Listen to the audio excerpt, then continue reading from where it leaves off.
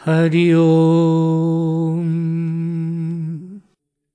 सुनिए, समझिए, जीवन में दुख और सुख के स्वभाव और हमारी जो मानसिकता है, साइकोलॉजी है, और हमारी आदतें हमारे एक्सपीरियंसेस को कैसे प्रभावित करती है।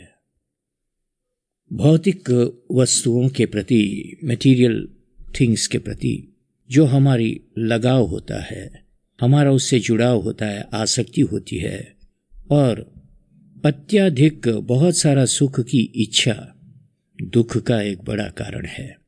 जब लोग सबसे अच्छे कपड़े, अच्छा खाना, भोजन और घर प्राप्त करने को प्राथमिकता देते हैं, तो वे खुद को असंतोष और निराशा की स्थिति में डाल देते हैं। जीवन में केवल मूलभूत नेसेसिटीज की जरूरत होती है। सुरक्षा के लिए कपड़े, भोजन के लिए पोषण, न्यूट्रिशन, और आराम के लिए एक आशियाना। महंगे और विलासितापूर्ण चीजों पर ध्यान केंद्रित करना अनावश्यक दुख का कारण बनता है, क्योंकि सच्चा सुख भौतिक संपत्ति में नहीं, बल्कि संतोष और इनर पीस में पाया जाता है। पास्ट की जो अनसक्सेसफुल बैड एक्सपीरियंसेस होते हैं, उस पर अटक जाना या फ्यूचर की चिंताओं में डूबे रहना भी दुख का कारण है। नेगेटिव अनुभवों को बार बार याद करना या संभावित प्रोबेबल समस्याओं के बारे में चिंता करना व्यक्ति को वर्तमान क्षण का आनंद लेने से रोकता है। जो कुछ भी अच्छा वर्तमान में हमको उपलब्ध है, प्रेजेंट में जो भी उपलब्ध है, उसकी सराहना, उसको ग्रैटिट्यूड से एक्सेप्ट करना चाहिए। कल क्या हो सकता है, इस पर चिंता करने के बजाय लोगों को अपनी प्रेजेंट स्थिति की खुशी और संतोष का आनंद लेना चाहिए। अपेक्षाओं और इच्छाओं से चिपके रहने की मानव प्रवृत्ति भी दुख का एक प्रमुख कारण है। जब चीजें योजना के अनुसार, प्लान किए हुए अनुसार नहीं होती या व्यक्तिगत एक्सपेक्टेशंस पूरे नहीं होते, तो आदमी निराश और असंतोष का अनुभव करते रहता है।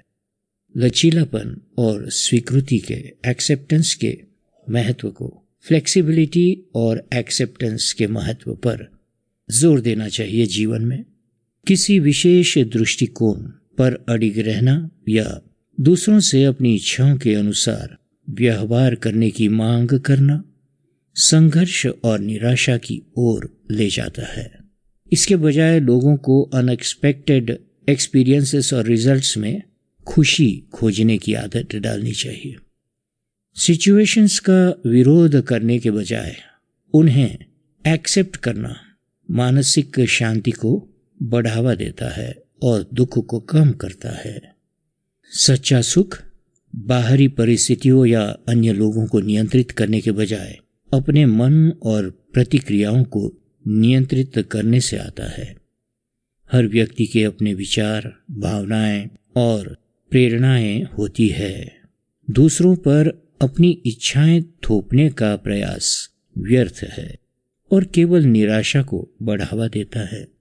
आत्म जागरूकता पर ध्यान केंद्रित करके और सकारात्मक मानसिक स्थिति को विकसित करके व्यक्ति बाहरी परिस्थितियों के बावजूद अधिक सुख और संतोष प्राप्त कर सकते हैं।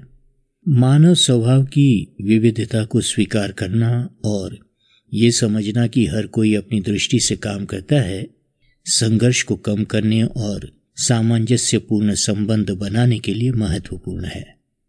ये सुझाव अंत में ये है कि दृष्टिकोण में बदलाव लाने की आवश्यकता है।